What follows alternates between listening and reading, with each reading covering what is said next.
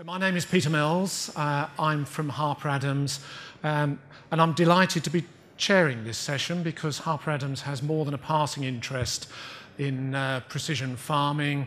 Earlier this year, we opened a new building, an agricultural innovation centre, which incorporates the National Centre for Precision Farming. And I think probably that reverses what has been quite a long trend over the last probably few decades of government withdrawing from this type of activity. So I think probably, as far as I'm concerned, the tide is probably changing and we're beginning to see resources going back into this area.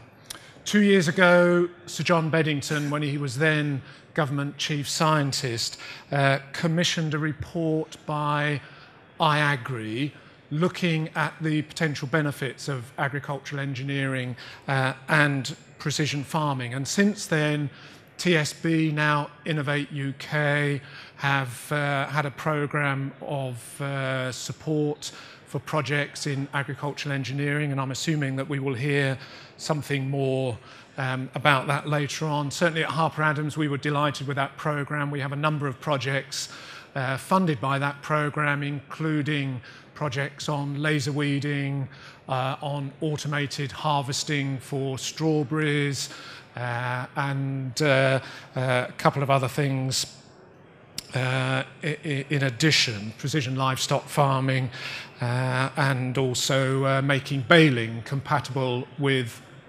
controlled traffic farming. So I'm sure we'll hear more about that later on.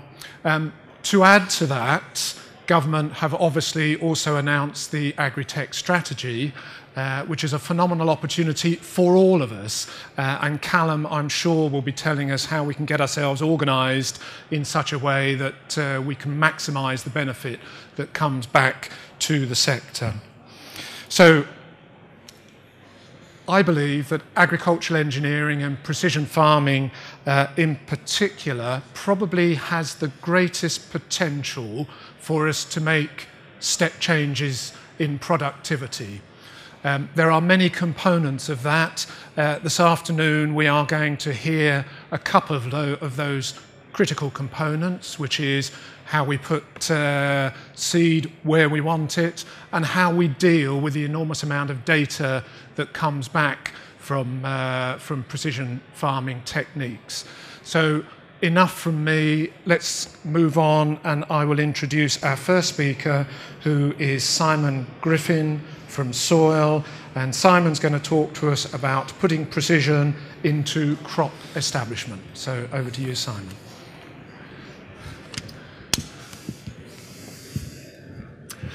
Thank you and good afternoon. I'm the technical manager of Soil. Soil are a specialist precision farming company. We offer precision farming services onto the farm, and we have about 1 million hectares of UK arable land under precision farming management. Our strategy is that we have the farming calendar, which starts after harvest, goes through cultivations, drilling, herbicide management, weed management, disease management, nitrogen management, and through to harvest again. And we want to provide a solution for every part of that, a precision farming solution for every part of that calendar. So we already offer solutions for nitrogen management, for P&K management, and one of the areas that we're looking more and more at and having more and more success in is crop establishment. Now, crop establishment we can divide into two parts: the cultivation and the drilling, the planting of the seed. And just to get things a bit round the wrong way, I'm going to deal with precision farming and variable seed rates first. So if we're planting seeds in our field, what is it that we're trying to do? What's the thought process that we're going through? We probably want to establish a crop which is not too thick, not too thin, but just right. And to do that, we need to have the right amount of plants per square metre growing in a field. The problem is that if we put 100 seeds down in one part of the field, we might end up with 90 plants. Put 100 seeds down in another part of the field, we might end up with 60. So that's then going to lead to different numbers of plants in different parts of fields, wrong size of crop, and then problems with management and yield. So we need to try and deal with the variation, which is the problem which is actually facing us. And why do we get different plants establishing?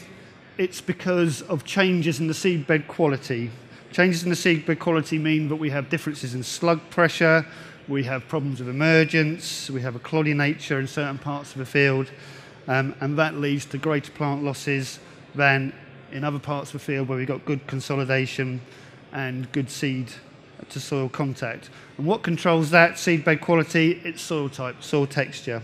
So the first thing we want to do on our journey to managing variable rate seeds is to measure the soil texture, and we do that by producing an electric conductivity map.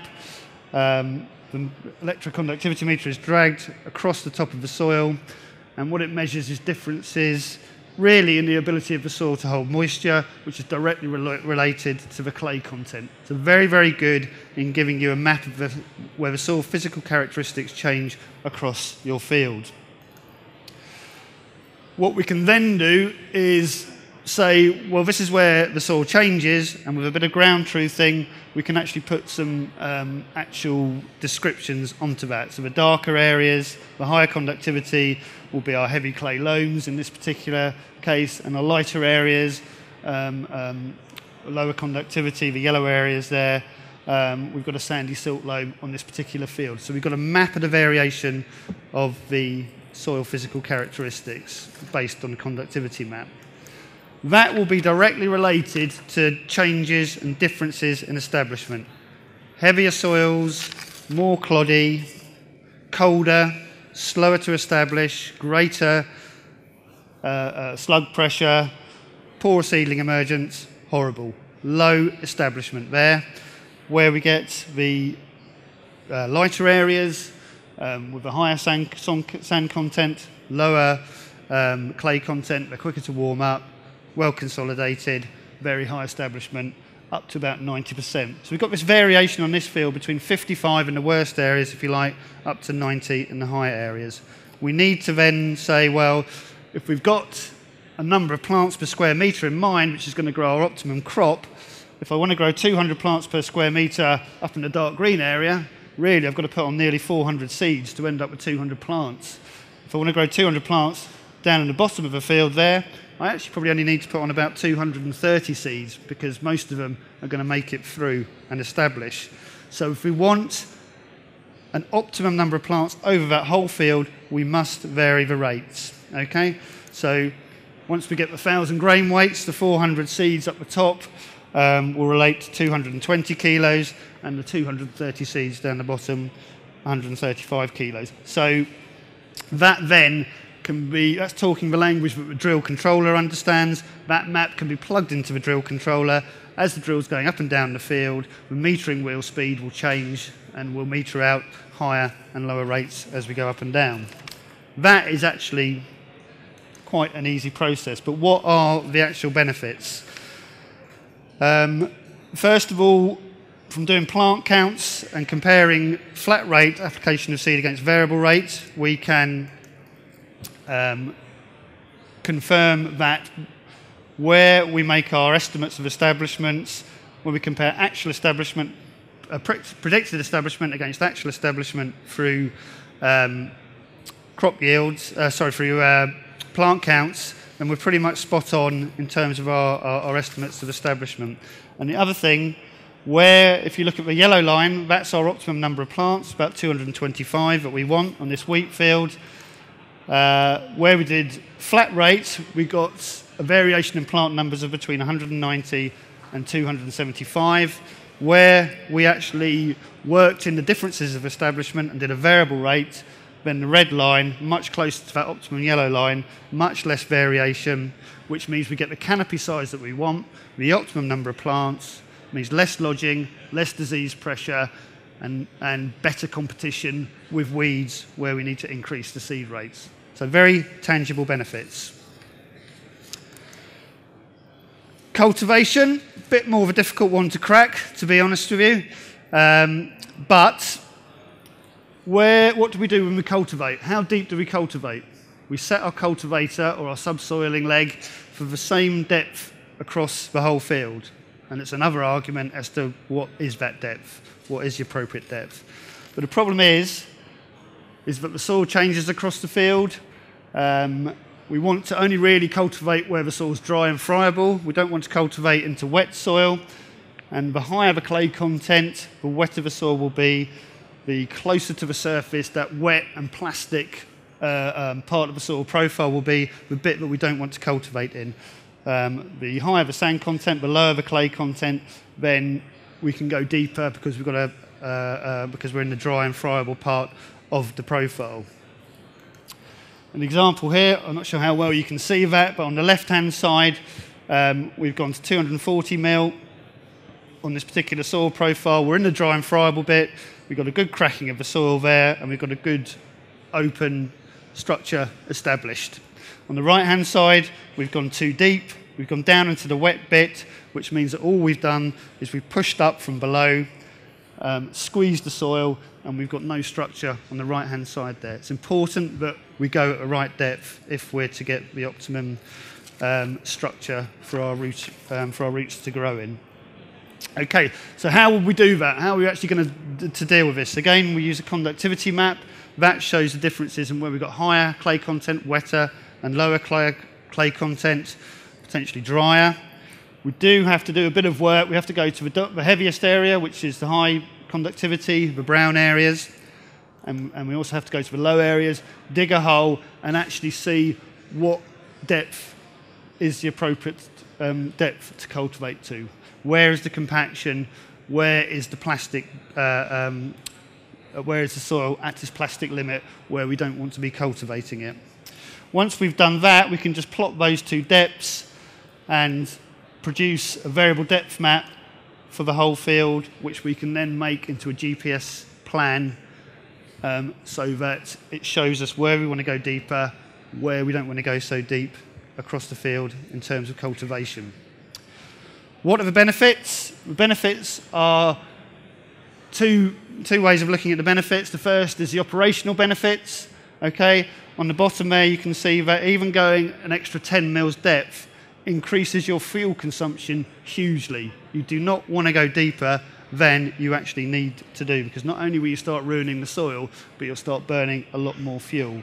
And your fuel capacity, your hectares per hour output will decrease almost exponentially as well. So by going to the correct depth, we use less fuel, or more efficient with fuel, we can do things quicker, and we also, and this is a bit harder to quantify, we improve the rooting environment. So intuitively, we will get a yield benefit. Okay? So how can we do that? We need to put that variable plan into something which is going to react to it. So I have my plan which says I want to go at 10 centimetres here, 20 centimetres here, and 30 centimetres there. That then gets linked up to something which is a control box which will control the hydraulics of a particular cultivation kit. At the top there, very simple, controlling the hydraulic ram, which is pushing down on the packer roller, and then either increasing or decreasing the length of the cultivation or subsoiling leg there. Or we've got a parallel linkage, which is a bit more sophisticated, can be used on a multi-operation cultivation bit of kit, where it just fits in amongst the other operations.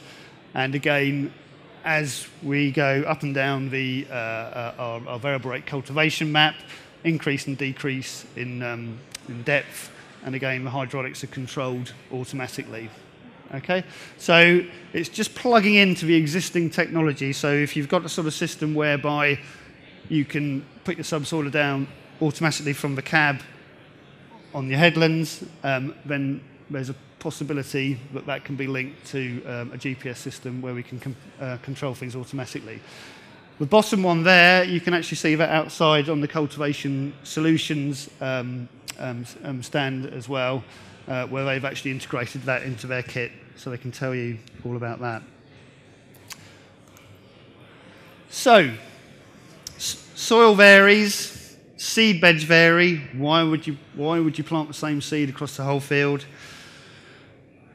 Wetness of soil and depth to compaction varies. So why would you subsoil and cultivate to the same depth? Variable application is the answer. Thank you.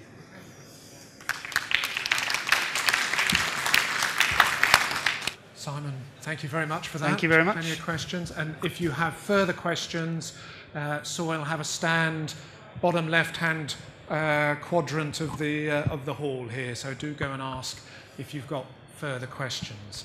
So moving on then to our second presentation. This is by Shamal Mohammed from HGCA. And Shamal's going to talk to us about making the most of your field data. Thank you very much, Peter. Good afternoon. My name is Shamal Mohammed. I'm working for HGCA as a research manager looking after natural resources and precision farming. I want to come back to a very basic of farming to understand how we farmed in the past. And I think this is really important to help us understanding and planning to take the industry forward. So this gentleman, in terms of the location, was much closer to the location. In terms of the sensing, he has more feeling for the field. He can see, he can touch, he can smell, he can see the problems, where are the problems.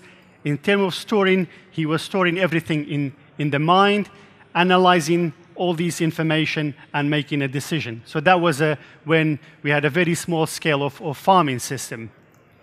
In terms of the precision farming, is exactly similar kind of process, but I mean, GPS made a huge difference in pushing the industry forward and adopting a lot of new technologies, because we know the location, and when we know the location, we have a different sensors, we can measure different aspect of a farming system.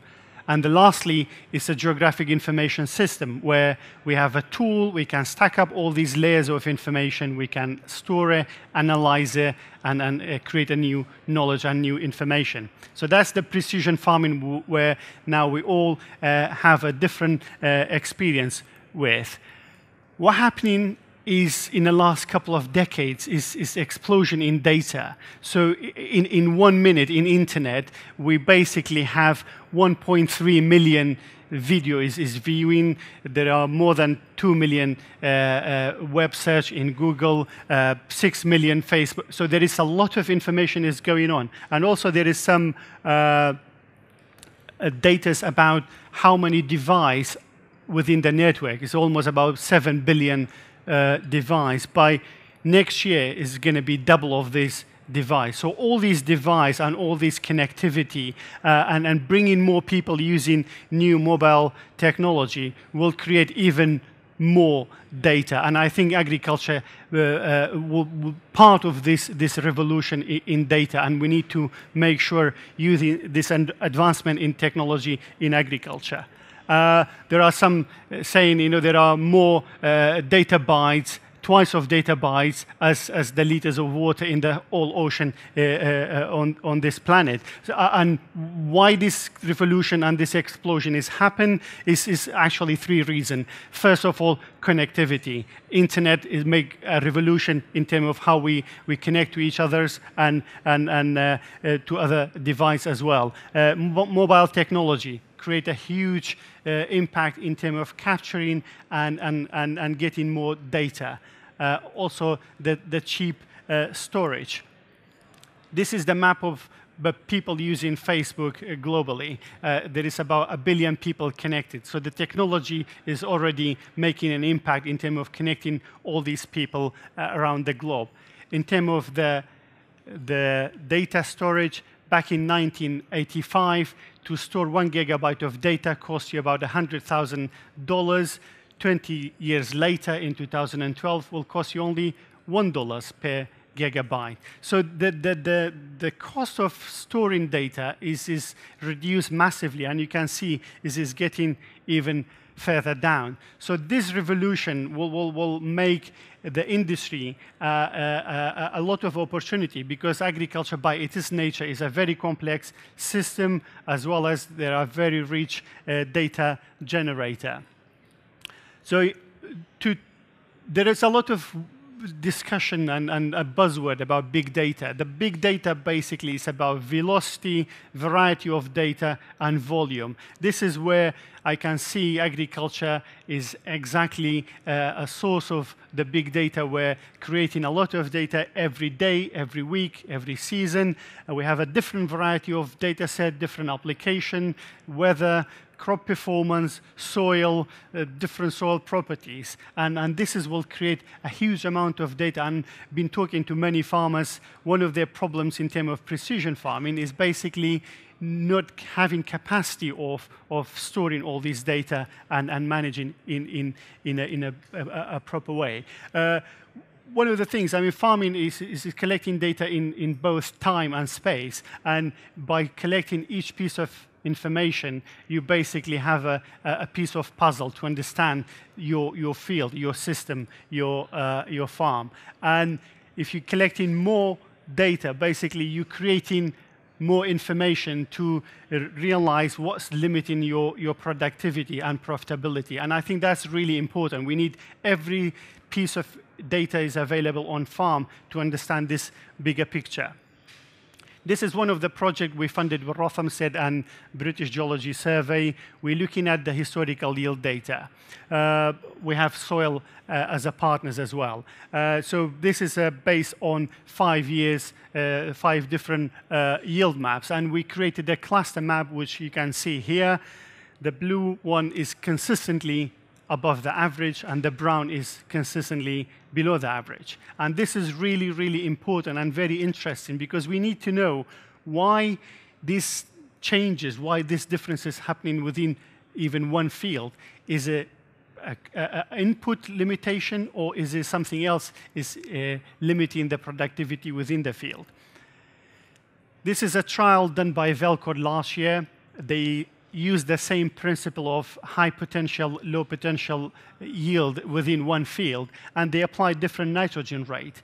And you can see in a low potential yielded area, even if you apply 350 kilograms of nitrogen, you never ever get that productivity as in a high potential yielded area. So I think the message is probably not in all cases is a nitrogen who limiting the productivity within the field. There are many other factors: soil compaction, organic matter, moisture, for example. So we need to understand these differences and what making this variation. And to understand this limitation, basically, you need more data to go back a few years back and see how the field is performed under different conditions.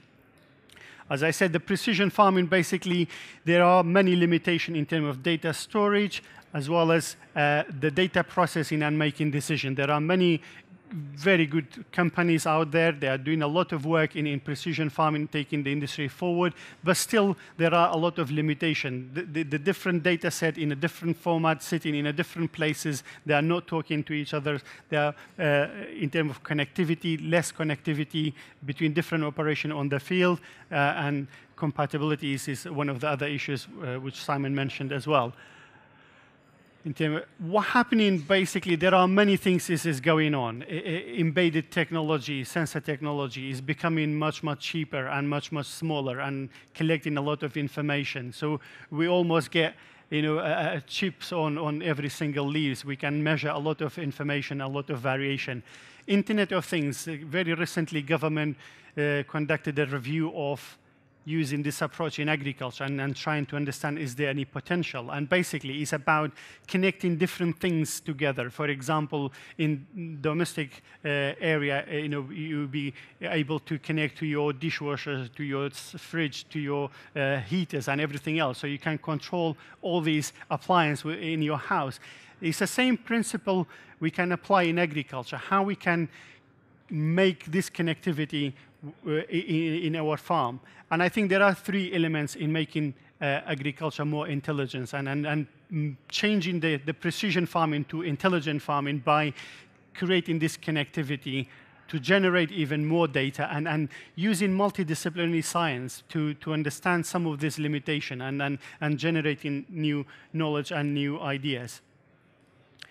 I'm sure many companies, they're already doing part of this platform, which I call it Connected Farm. So we have a different machinery, different operation, even robotics. We have satellite, we have UAVs, we have crops, as well as some companies providing in situ sensors. So in a way, we need to connect all this information and having somewhere where farmers not really worried about the data storage and data management. So we can store it somewhere where we have an access to all the data. And again, it's all about analysis, science, modeling, and algorithm, where you can apply very complicated algorithm to generate new knowledge, new understanding. And lastly, which is really important, is the interface.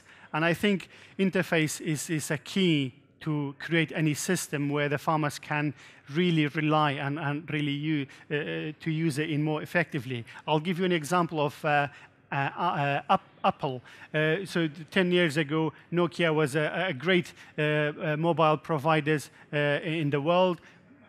What happened? Apple came with a very complicated system, but with a very simple interface, where a 3-year-old kids can use it, 80-year-old man and woman can use it as well. So it's the interface is quite simple, is making a lot of functions, but with less input from the user. So basically, what we're trying to create is this connectivity on the farm. And we joined up with Satellite Application Catapult, Knowledge Transfer Network, UK Trade and Investment, and us to organize a workshop in January where we bring in the people from space industry. People like Airbus working on satellite for many, many years. They have a lot of experience, expertise, and knowledge, and how we can bring this knowledge from one industry to agriculture in order to benefit from this advancement in the technology.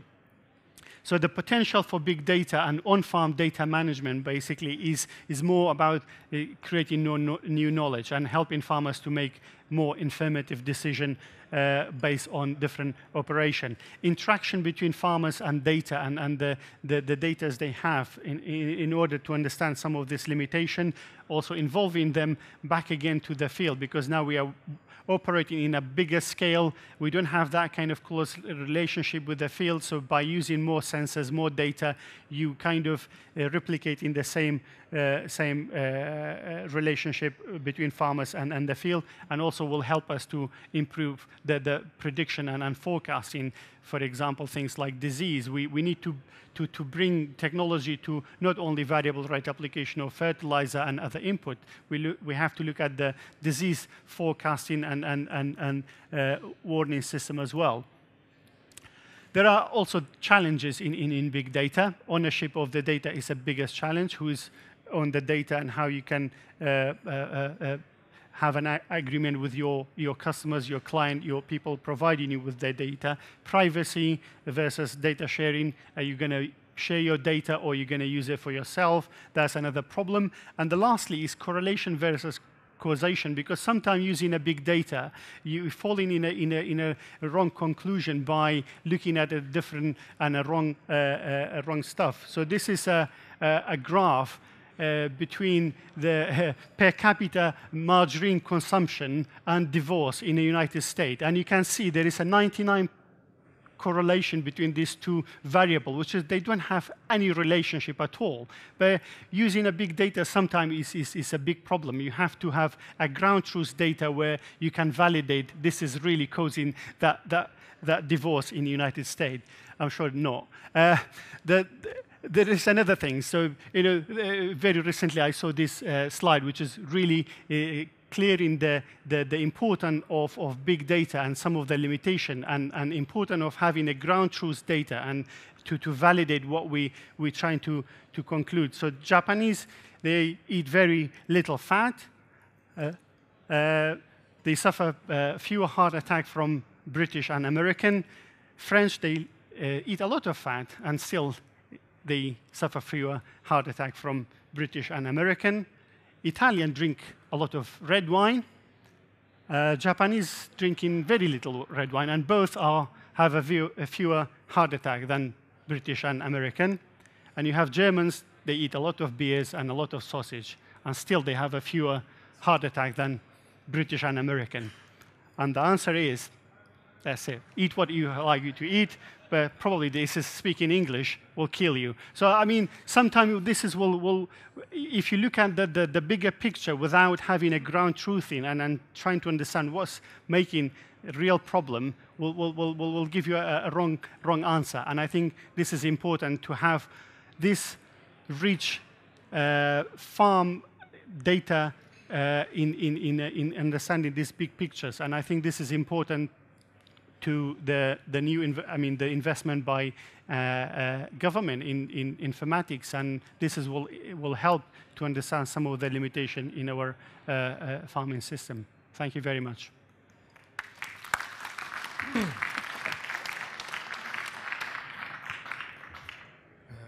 Merci beaucoup. That you showed at the beginning is my two daughters. So, right, final talk this afternoon is Callum Murray. Callum is from Innovate UK, and I think you're going to tell us something about some of the projects that are in place at the moment that are relevant to us. Thank you, Peter. Yes, I will indeed, ladies and gentlemen. Thank you very much for staying. Very kind of you. I promise I won't keep you for any more than an hour or two, because there's quite a lot to cover here tonight. And I'm going to go slightly off-piste, because I think the whole concept of precision doesn't necessarily just mean precision application, variable rate application, and so on. There are all aspects of the agricultural production system. People talk about sustainable intensification, and we get to the point where we think about intensifying management. So what I'm going to talk about is not just engineering, but some of the things that have been going on with the funding and the support that comes from Innovate UK, formerly the Technology Strategy Board. Show of hands. Who's heard of Technology Strategy Board? Yeah. Who's heard of Innovate UK? Same people? Okay, more or less, one and the same. What I want to do is run through a little bit of what we do and how we support the industry, the money that's going forward, because although what we've heard just now is desperately exciting, we are entering a new revolution, if you like, in agriculture and production, and indeed food processing and manufacturing. What we need to question, and being a tight Scot, is who's going to pay for it all? Where's the money coming from? Who's going to de-risk what it is that we're tackling and taking forward? Because it's not necessarily the job of industry alone to take that whole thing forward. So a whistle-stop through what we do, one or two examples, but mainly what I want to do is ask for your help. What we've got is a bag of money, and we've been spending that money over the past wee while, as I'll show you. But we are going to go on spending some of that money because government has recognized the opportunities that exist in developing the agri-tech sector.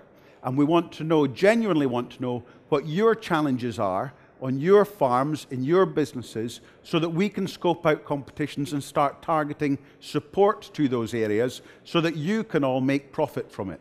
Okay? That's fundamentally what we want to do. So, this is where we are, Innovate UK. We've got a stand just over next to Syngenta there. Are seen to be the UK's innovation agency. We want to help you drive, essentially drive profit to the bottom line of your business and be part of the strategic recovery of the UK economy. That's why we exist. What we're doing is we're operating in an area that's not down in that bottom left-hand quadrant, which is kind of the area where the research councils are working. They're taking money from the public purse and turning it into knowledge, okay? They're developing these papers, these peer review papers that are hugely academic, very, very valuable, but they are academic papers, and to an extent that's where we sit. What we want to do is move it up the technology readiness level and get it to the point where commercial organizations can turn that knowledge back into money and obviously profit from it. So we work in that middle ground. Fund lots of areas. You see food at the top there is central to the societal challenge, and John Beddington's report was mentioned. We know what it was he was trying to achieve. And these are areas where we say we've got this big societal challenge. How can the technology out there help solve these problems? The ones in the red are areas where we say we've got fantastic technologies, what can we do with it? Rather than addressing a specific societal challenge. And in that space, in agriculture and food, in 2014-15, about £46 million will go into applied research through Innovate UK and funding coming from the Treasury and from government. How we assess things, I'll not go into the detail because time doesn't permit, but we really need to make sure that the idea is ready. Precision agriculture is clearly ready, but there are challenges that need to be dealt with, that need to be met, where there is clear additionality from how TSB can make a difference, or I should say Innovate UK. But we need to identify the impact, and the impact is not just about domestic production, it's about the global opportunities that exist as well. So those of you in manufacturing, if you can resolve a problem that can be applied worldwide, fantastic. That's what we want to support. So what has been our investment strategy in agriculture and food? We've been developing from 2009 to 2014 and invested about 90 million through the Agriculture and Food Innovation Platform. We've added to that with the Agritech Catalyst that's come into play now. That's another 60 million of public money going into this applied research, not fundamental basic research, this applied area. And over above that, there'll be another 90 million going into some centres for agricultural innovation, one of which is the Agri-Informatics Centre that Shamal was talking about, that's going to look at how we're going to handle all of that big data, get the club together to really make best use of it, right from the field data, through to weather data, through to consumer data, absolutely maximise the opportunity that comes from that. And that process is currently underway. So, the dual challenge of increasing agricultural productivity and decreasing environmental impact with precision, looking at resilience, resource use efficiency, has been the theme that existed within the innovation platform. And that particular competition, that particular funding mechanism, if you like, dealt with tackling things in thematic areas. We started off looking at the new approaches to crop protection, because we know about the loss of the arsenal of active ingredients that exist. So how can we start to address that by pulling in alternative approaches to that crop protection scenario?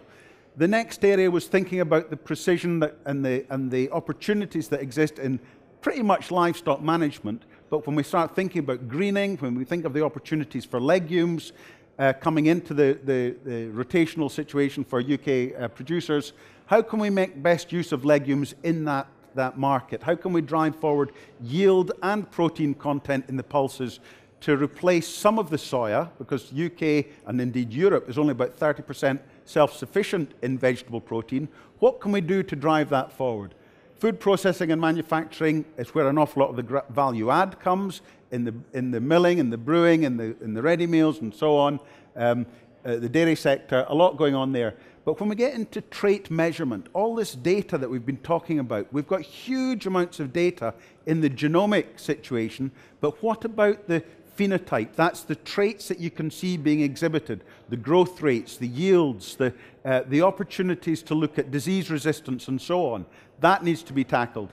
The engineering solutions, everything that we've been speaking about today, what money can go into engineering to start driving forward better opportunities for compatibility, connectivity, and application for all of the electronic sensors and photonics that exist within that particular domain. And we've just put something like 16 million into the whole area of crop and livestock disease control.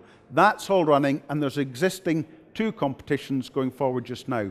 But we need your help to help identify what the challenges should be going forward. Is it compatibility? Is it storage of data on farm? Is it interpretation of data?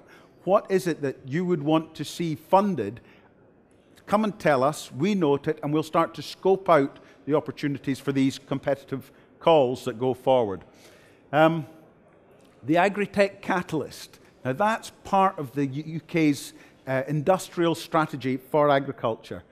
The Catalyst is trying to address the issue, and a little bit of a complaint, if you like, that the thematic calls that we had forced people to wait until such time as a call was ready so that they could apply to it.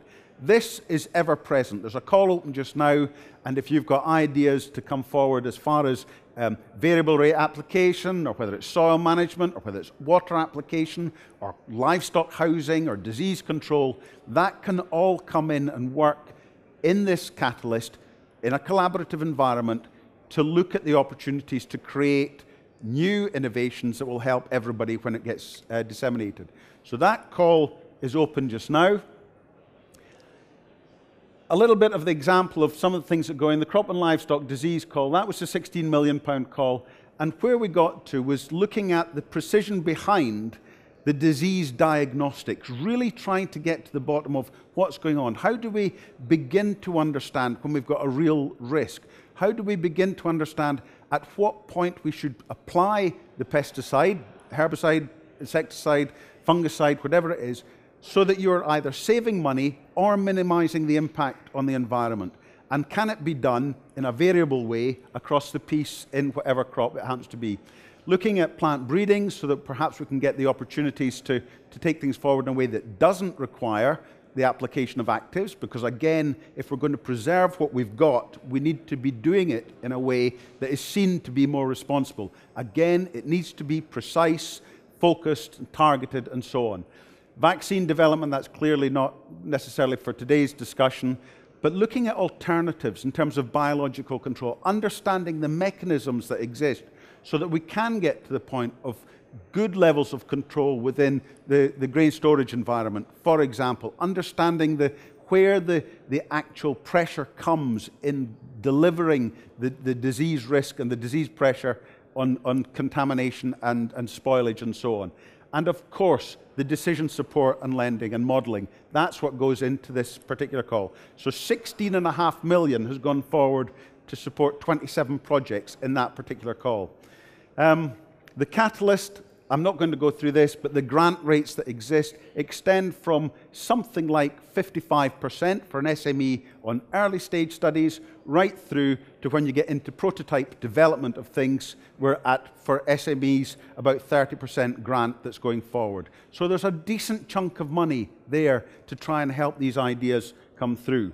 So some of the projects, some of the ideas that we've had, what we're trying to support. I mentioned about identifying with precision what should be done in terms of disease detection.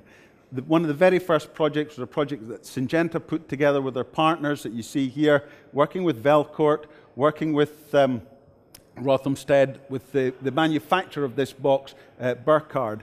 It was a network of mimic sensors looking at sclerotinia to particularly identify when the spores were active, not just counting the spores that are blowing about on the wind, but taking them into a situation, making them germinate, if you like. When they do, they develop oxalic acid. That drops down onto a sensor. It detects the spores active. That gives us an indication that we've got a potential disease hazard, a disease risk. Link this round and about, and you start to have mechanisms for anticipating when disease is going to be delivering some kind of challenge. And this is being looked at now for a whole range of other diseases.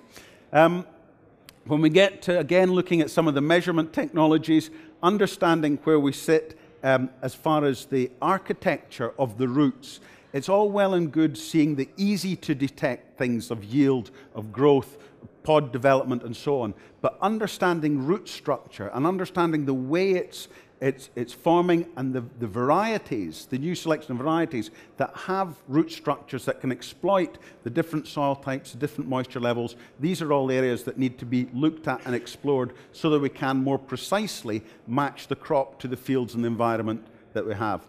When we get to the whole issues of disease control, clearly this isn't a situation that's tackling the mechanization issues.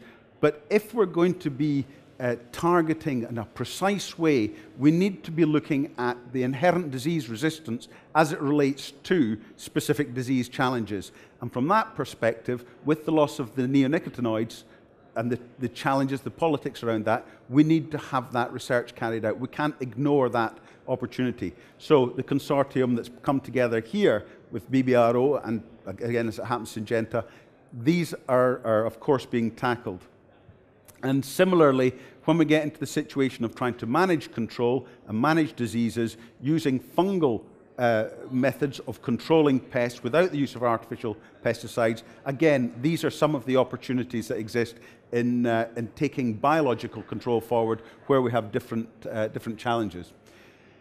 Finally, when we start to look at probably a little bit of the stereotype that exists now around the whole aspect of precision, looking at the mapping, the development of canopy sensors, of course linked to satellite, to GPS, to below cloud, and Simon will, I'm sure, be able to tell us an awful lot more about the technicalities that go with this. But there are regulatory hurdles, there are some challenges about how some of these bits of equipment can operate, the sensors that they use, the interpretation of the data, and then the relaying of that data, as Shamal was saying, into the farm environment, into the office, so that you can interpret it and pull it together as part of a club to give you the best chance to interpret things on your own farm. So again, looking at this as a particular project gives us opportunities to develop that technology. So, what we're doing now within Innovate is trying to refresh our strategy.